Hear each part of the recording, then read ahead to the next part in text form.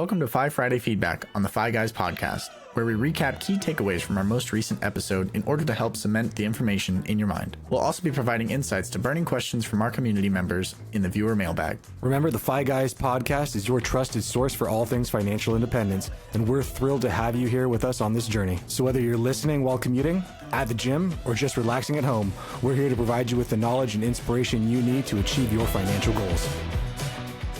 The Fi Guys is a podcast dedicated to providing general information and insights on a wide range of wealth-related topics. The views and opinions expressed in this podcast are those of the host and guests and do not constitute personalized financial advice. The content provided in this podcast is for educational and informational purposes only. It should not be considered a substitute for professional financial advice. Your financial situation and goals are unique, and the information provided here may not be applicable or suitable for your specific circumstances. We, the host and the guests of the Fi Guys, are not acting as your financial advisor. We are not aware of your individual financial situations, risk tolerance, or investment objectives. Any decisions or actions you take based on the information provided on this podcast are your own and made at your own risk. I may be a financial advisor, but I am not your financial advisor. And now that the lawyers are happy, let's get started. Howdy guys, and welcome back to the Fi Guys podcast. I'm Dom, he's Chris, and we are getting back into it right away. As you know, for Friday's episode, we love to recap Monday's episode. If you didn't catch it, you're more than welcome to go back. But today we're going to be recapping Today we're going to be recapping Monday. They're keeping me on my toes on this chilly Friday afternoon. But also giving a little bit different takes. And I know, Chris, there was something that you wanted to talk about a little bit that we left off on Monday's episode. Did you want to start off with that? Yeah, of course. We can get started there. So on Monday's episode, we really talked about why most people's money goals are basically abandoned by February. Like, why do we keep on saying this year is going to be the year, man? I finally have it all together.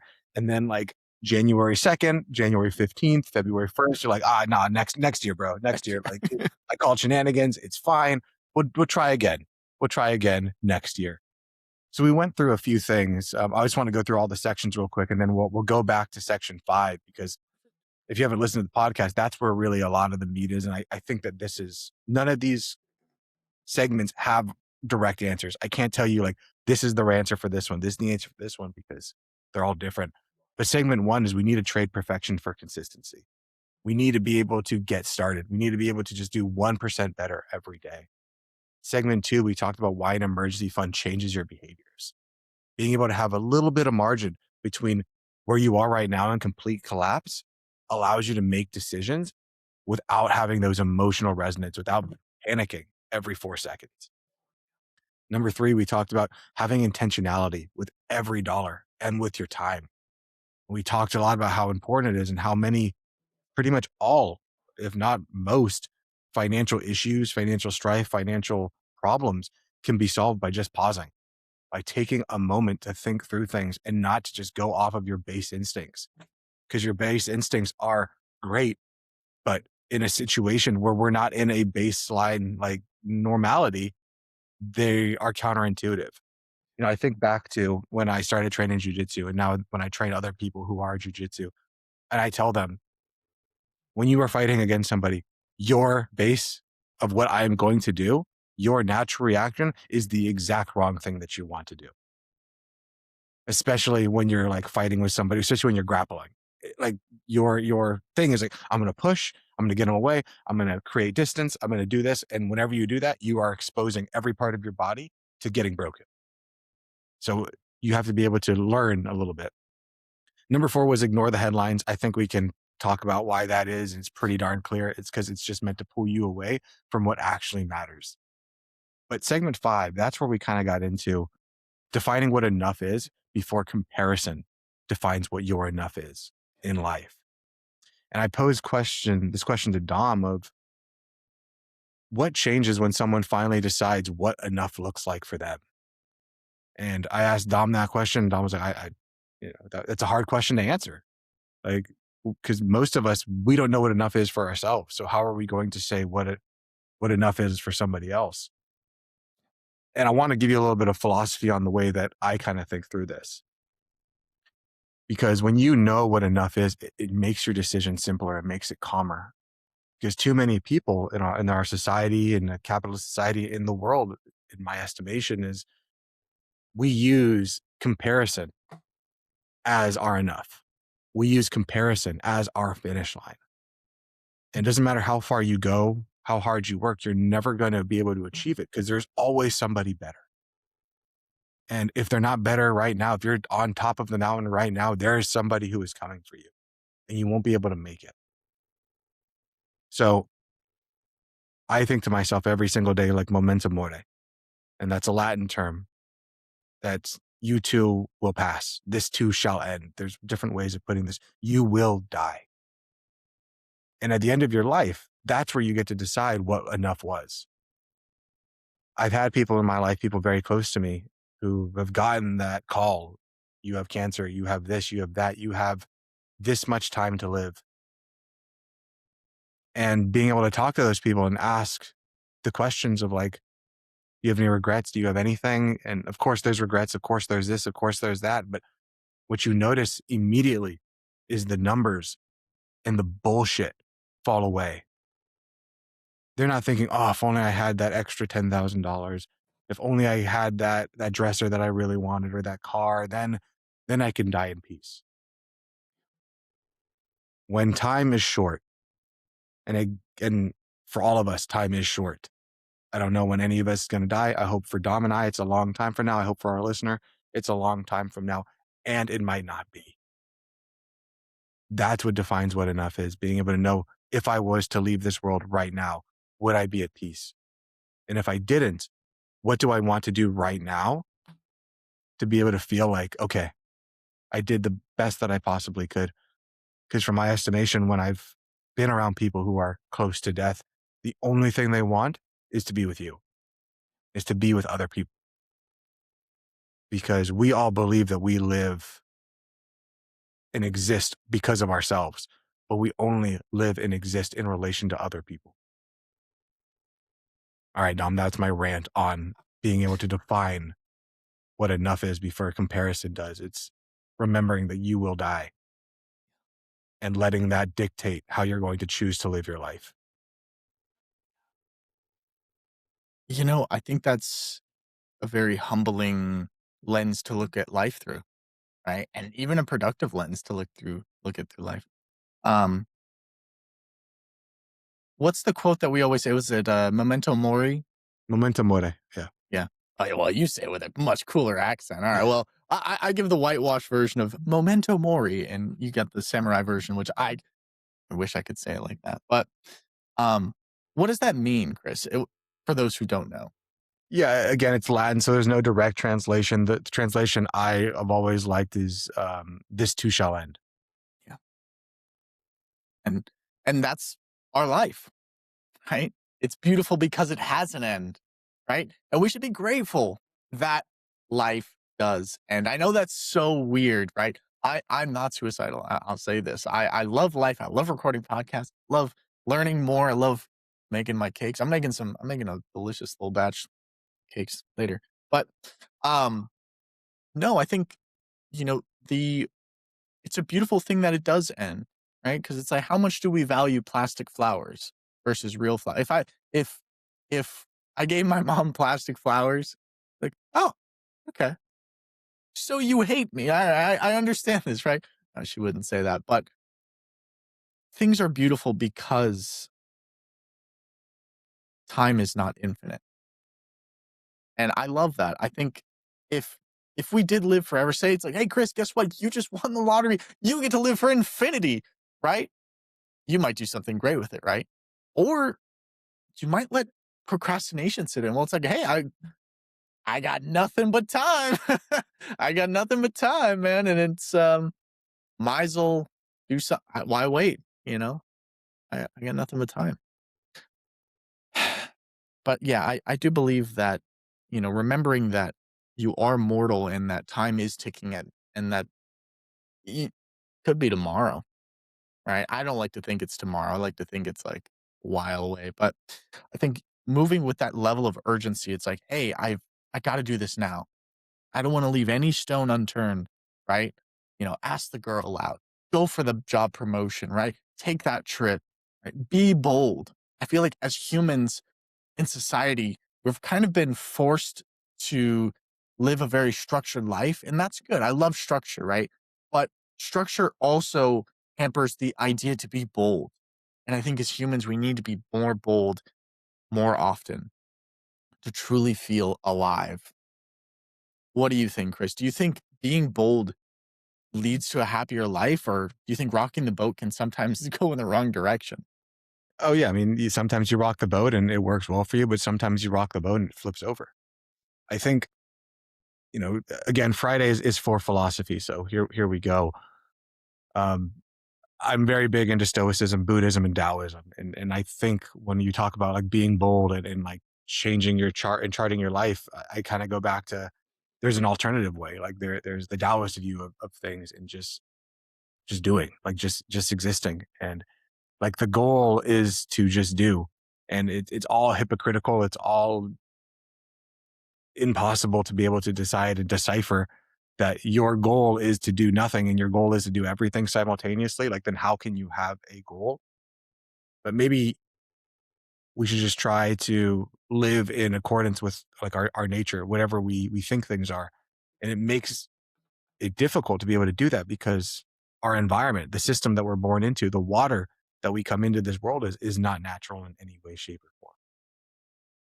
It's all or unnatural. But I think the thing that is still natural, the thing that human beings crave and need, and unfortunately our society is moving us away from, is connection. It's connection to other people, connection to other things, to remember that you do not exist alone. You only exist because you are part of the whole. You are part of something greater than yourself that we have all forgotten because we believe that we are all individuals who can exist without anybody else. But no one came into this world alone. No one willed themselves into existence to listen to this podcast. No one on this podcast willed themselves into existence, and no one will leave this world without being in relation to other people, without being in relation to other things. Even if you were to die in the woods alone, your body will be absorbed and go back into the system of which it came from. Getting real philosophical on this one. I'm loving it. I'm loving it. I think that's what I love most about the Friday episodes, right? We just take an idea and we kind of just run with it, right? We let the teachings, the things that we've learned come out in the topic that we're speaking about.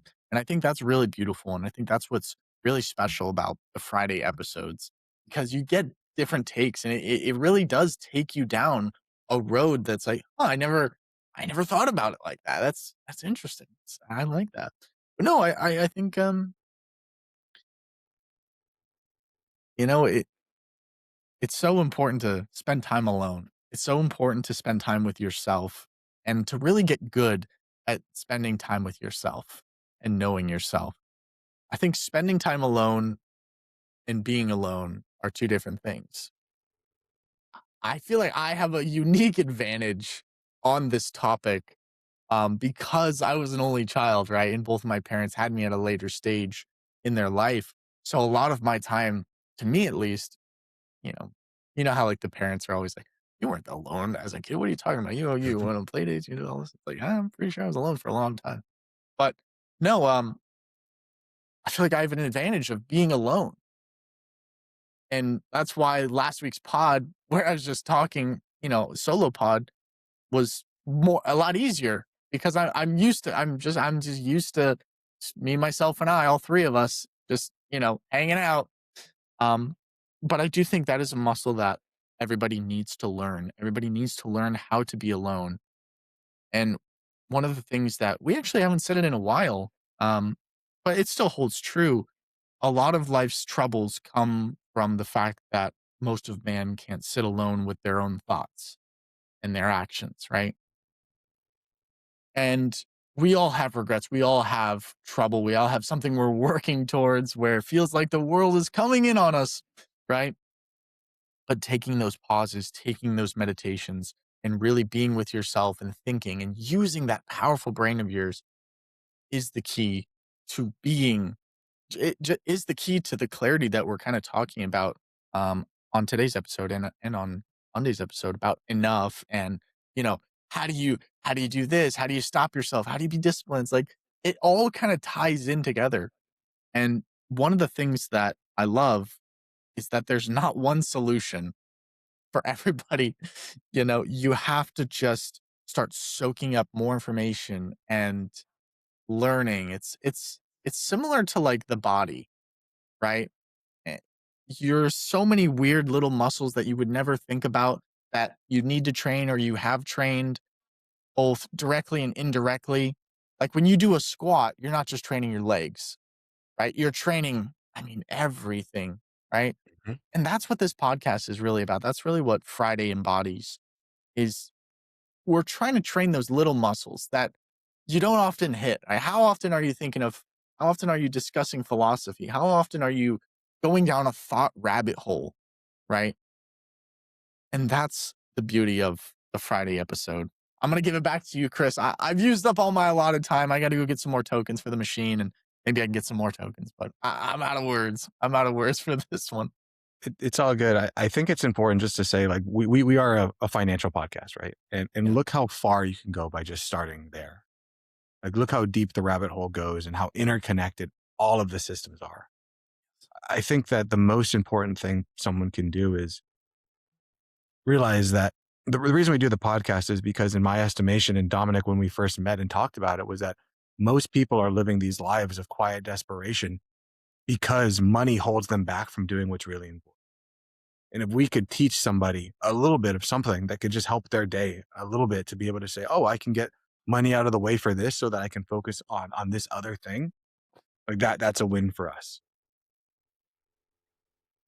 Money prevails and touches every aspect of our life. And the one thing that I hope that everyone does is takes time, takes resources to invest in learning about these things. You don't have to sit there and learn the math. You don't have to sit there and say, oh, I wasn't a good math person. I didn't understand spreadsheets. I didn't understand all these things. So I can't be good with money. I guarantee you can be.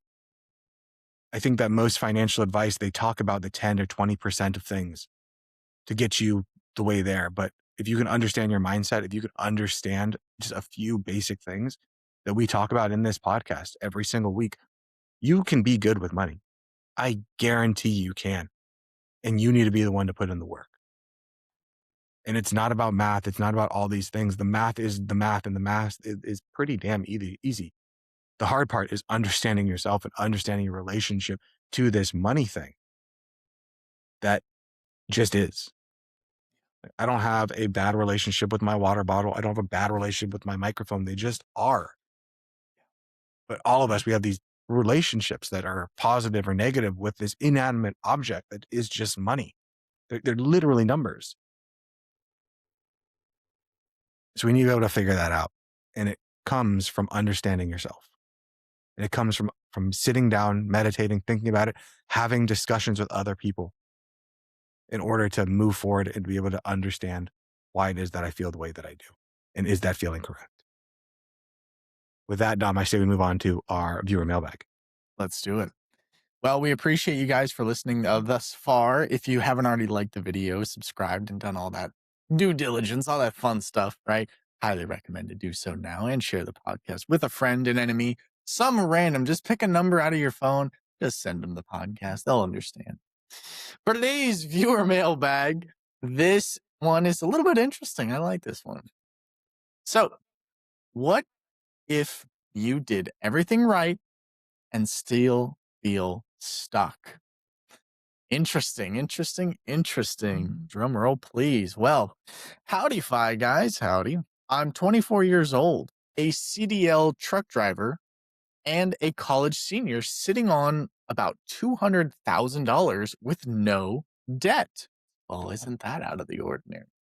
And honestly, I feel like I have no idea what I'm doing. Alrighty. So here's how I got here.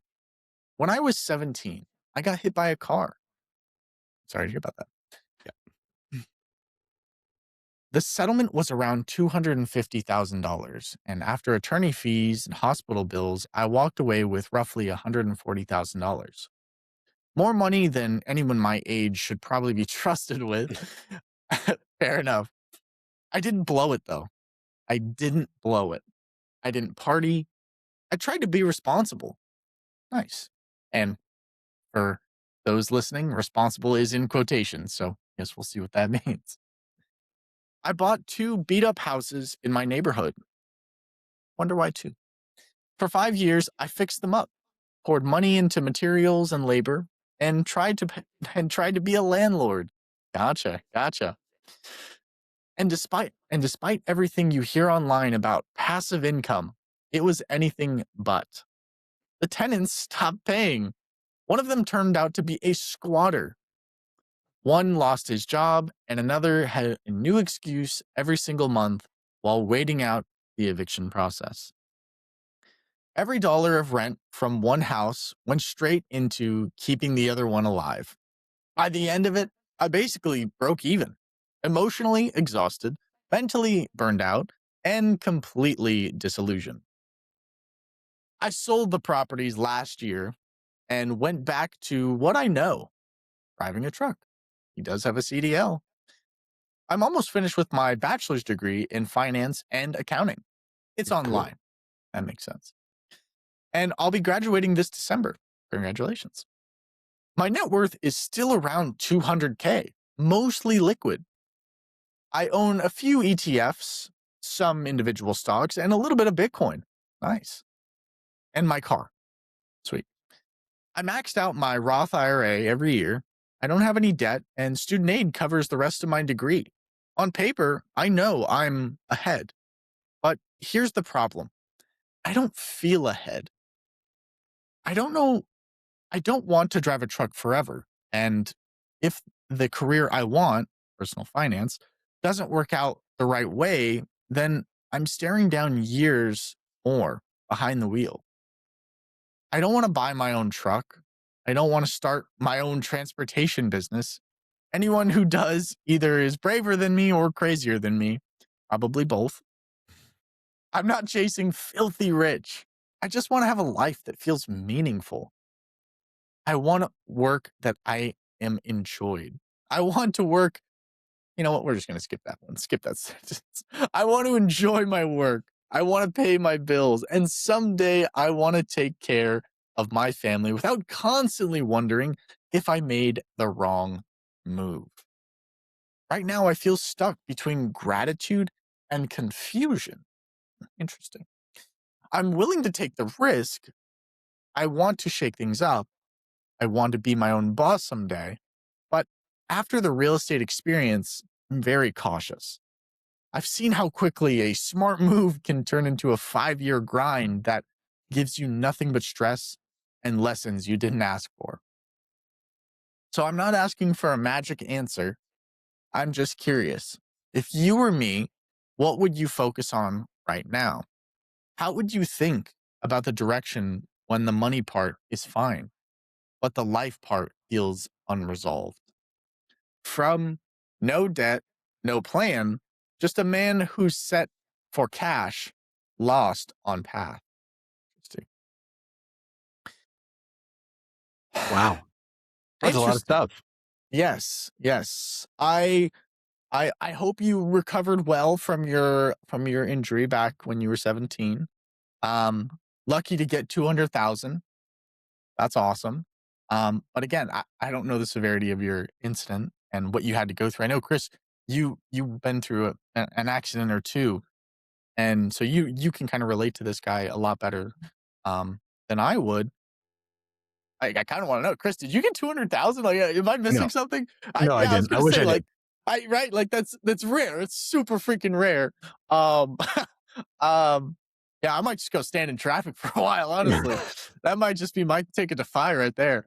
Um, no, but a lot of interesting stuff here. He's talking a lot about he feels stuck between gratitude and confusion, and I'm confused on what he might mean by that. What do you kind of think he's talking about with that one, Chris?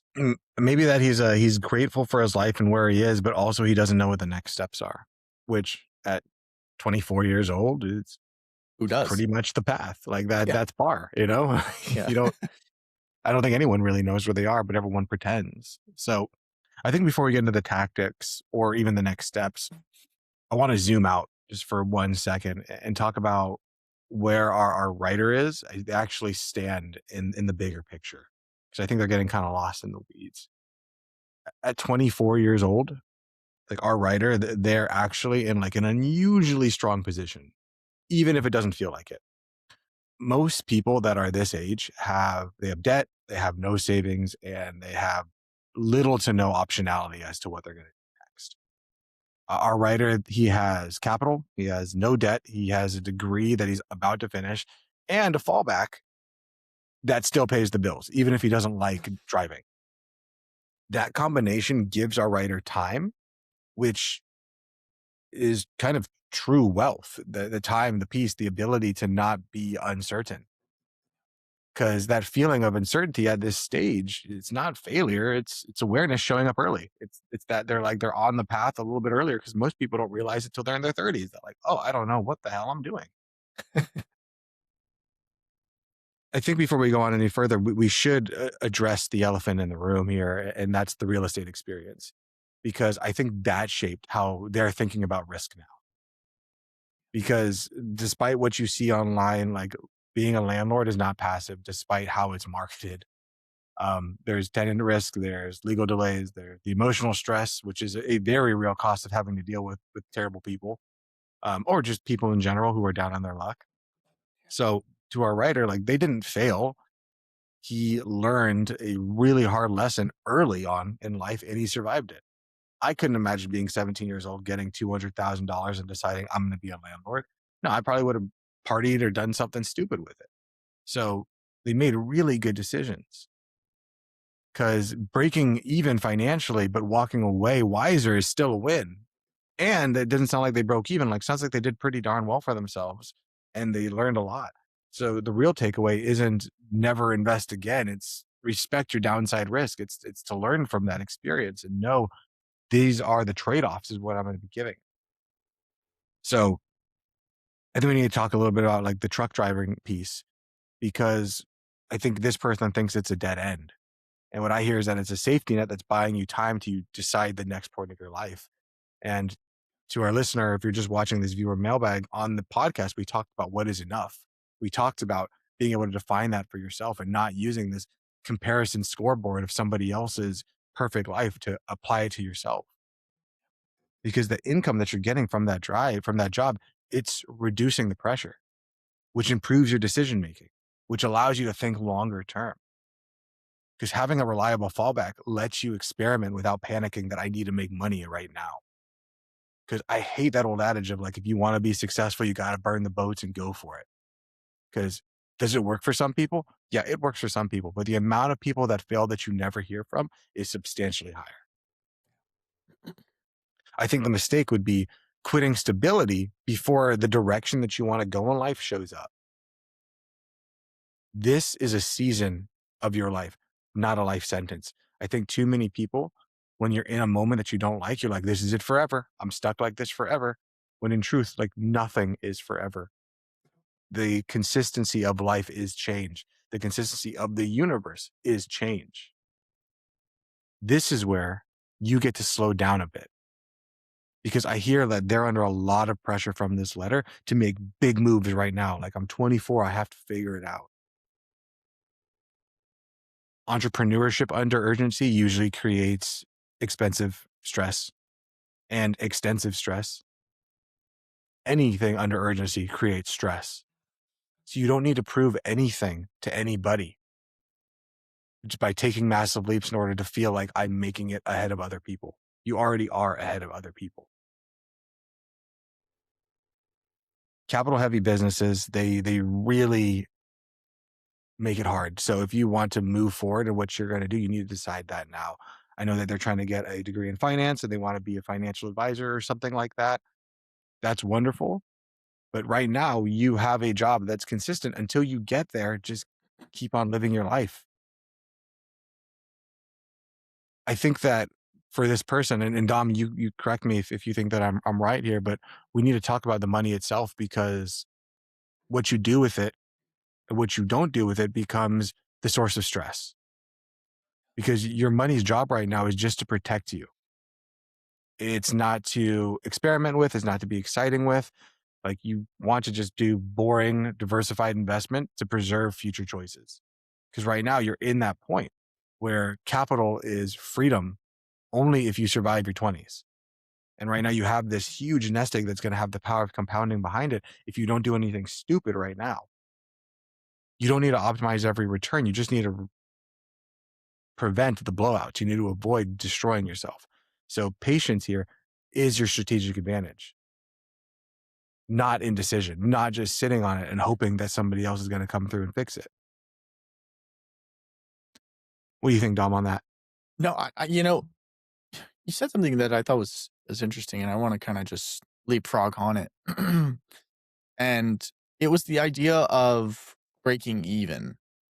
Um, there were many times in my life where I had to learn something the hard way, and I would have begged to break even. I would have begged to break even, right? Chris, I know you're in the same boat as me with that. So, you know, there's win and win, there's break even, then there's lose and lose, right? So, and even when you lose, you learn, right? But no, I think as far as like, I just want to touch on the real estate thing real quick because that's kind of like my realm. I love the real estate stuff. So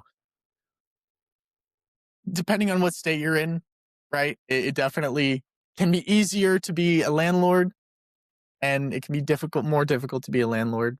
Um, I will say, I wonder. I'm kind of this thing that he said in the episode or in the mailbag that has me a little bit perplexed is why did you buy two? Why not just buy one?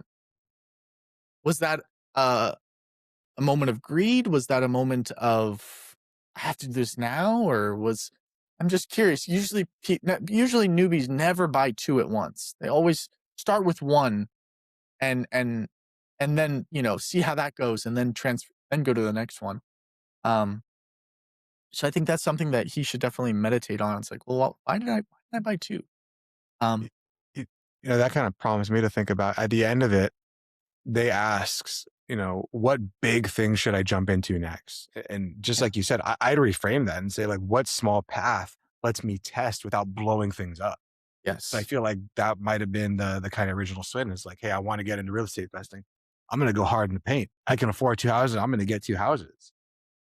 yeah, yeah, and And now this is coming back up again at this stage in their life. 100%, and taking 5 years to fix them up, way too long, way too long. Um, for a newbie, right? And I think that's what a lot of people don't understand about real estate is like it literally takes a village. It takes a team. It takes a team, right? You gotta have everybody here. It's not a one-man game, right? And that's how it is with a lot of these things that I guess he wants to get into is you need a team of advisors, right? You need a handyman, you need a plumber, you need guys who know the ins and outs.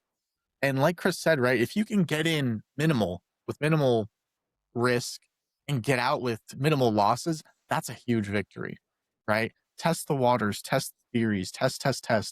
And I think with this person, like you said, I mean, he's looking for the next big thing. I think that's the exact opposite of what he needs, honestly. I think he needs to dip his toes in the water a little bit more and into multiple ponds, right? And really find out what his niche is. Right. For me, I love real estate. Chris isn't a big real estate guy. Chris is a finance. He's like a stock guy, right? He has his own methods and whatnot. He has his own thing, right? And some people do crypto. Some people and there's way more things than stocks, crypto, and real estate. Please, please do not limit yourself to those three questionable options, right? Um, but I do believe, as a young person and as a person who continues to grow in this world, it is very important that you find new things that you're terrible at, right? And continue to push and push. There's this thing that I've been seeing more and more of online, which I absolutely love. It There's two versions of it. It's called weekend maxing and day maxing. And what I love about that is people are using every moment they have to do something different. And a lot of people online it's like, "Hey, what are you doing this weekend?" It's like, "You watching the game?" It's like, "No, I'm going to the mountains. I'm gonna go on a 2-day hike in the mountains," right? They're getting the most out of life, right? I think this person needs to explore more options and test to see what he likes, what he doesn't like, until he finds something that he does like, that he can actually put capital behind, where his heart is also in it as well. Because it seems like with the real estate stuff, his heart just really wasn't in it. In my opinion. I don't know. Maybe not. What do you think, Chris? You You know, think I think at this stage in this person's life, and I think this is something that it comes at most stages in people's life. Doesn't matter where you are. Is the most valuable shift we can make isn't what's my new plan? How am I going to change things up? It's asking yourself better questions. I think many of us, we need to start asking ourselves, what should I do next? And we need to start asking ourselves, what kind of day do I want? Because money is the tool that designs the life that you want, not the end goal. And too many people, they switch up the plot by thinking that money is the goal, but money just facilitates the goal of what you want in life because your direction becomes clearer once you actually know where you're trying to go to. In fact, sometimes it comes like straight up and says like, hey, this is the next thing you have to do when you actually know. But too many people are going through life losing the plot, just trying to get money without realizing what it is they're actually going towards. So if I had to zoom out way back and leave you with one thing to our listener, it would be this. It's like you're not too late. You're early and you're aware. Awareness often feels like confusion at first, but the goal isn't certainty. It's motion. It's motion. It's just moving forward. So keep experimenting while you guard your while you guard your downside, as to Dominic's point. And clarity comes from movement. It comes from that progress. You don't know where you're going towards right now. You're like in the forest, you're in the jungle, and you're just moving through it. But the way you get out is by continually walking forward without pressuring yourself that I have to get through this forest like right now. Because all you're going to do is just stress yourself out and probably get more lost. and I think it's important to recognize also that only it seems, and I might be wrong on this, but it seems like you are the person stressing yourself out because you believe you should be doing something with the money or should be, you know, you're not And we doing it often right. all we often are all the person that Yeah. stresses ourselves out the most. Yeah. Like we all think someone else is watching and they're judging me and they're doing all this stuff where in truth, everyone's just focused on themselves. So go out there, be bold, make a lot of mistakes. Don't lose the money, but make a lot of mistakes and learn a lot of things. And Yeah. Control your risk. That's all it is. It's yeah, controlling your risk. yeah, yeah, yep. I at 24, if I would have learned how to control my risk or 17, you know, where's the Rolls Royce, man? Anyway, that being said, thank you for writing in. I hope that helps. And we're going to be moving on to our win of the week. This is a part of the podcast where we like to end on a little bit of a high note, something that we've been kind of doing in our day to day life or some victory we have during the week. But yeah, let's get into it. If you guys have one, feel free to drop it in the comments down below as always. Chris, do you have a win of the week this week?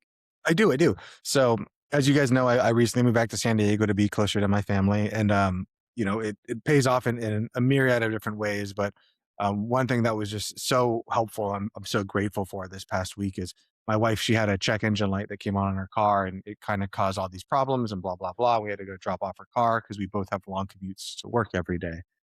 Um, so while her car was in the shop, we're like, we have to buy a rental car, we have to get a rental car, and that's kind of expensive and all this stuff. But my parents were like, hey, we have an extra car. You can borrow our car for the week while your car's in the shop. So that was just so helpful to have family around, have people that like care about you. Like we didn't move back to San Diego for free cars or anything like that. But Yeah.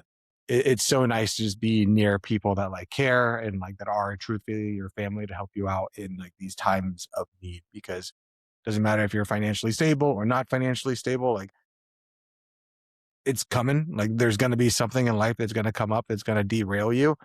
And no one is an island. Like you can't do it by yourself. So having people that you trust and that are near to help you when things go wrong or bump in the night, it really means everything when you realize like how fickle your situation really is when you think about it. Yeah. No, I love that. Like we talked about earlier, it's takes a community, takes a village, right? And money can buy a lot of things, but it can't buy a village. It can't buy community. It can buy a rental car. I mean, for a week, God, hey, dude, rental cars are. I don't understand why rental cars are so expensive. They are, uh, yeah, it's like 200 a day. Or I've seen crazy numbers. I don't even want to get into it. Uh, Blessed be my Buick. May it never die. Anyway, for my win of the week is that I made oatmeal cream pie cookies, which I am very excited for, really excited about, and I'm still tweaking the recipe. It seems like that buttercream frosting is still giving me some trouble, especially because you're mixing marshmallow like cream with the buttercream to make sure that it has the consistency and it doesn't like completely melt. But yeah, that was one of my win of the weeks. And then another win of the week that I had that I've been, again, we talk about this on Monday, we talk about this on Friday, right? Getting ready to start, getting ready to do something is like 98% of the battle. For like 2 months, I've been talking about how much I love oat milk. I love oat milk. It's so yummy. I love it. It's so delicious. It's also like $8 for the box at Sam's Club, and that's like a gallon and a half. It's like, what?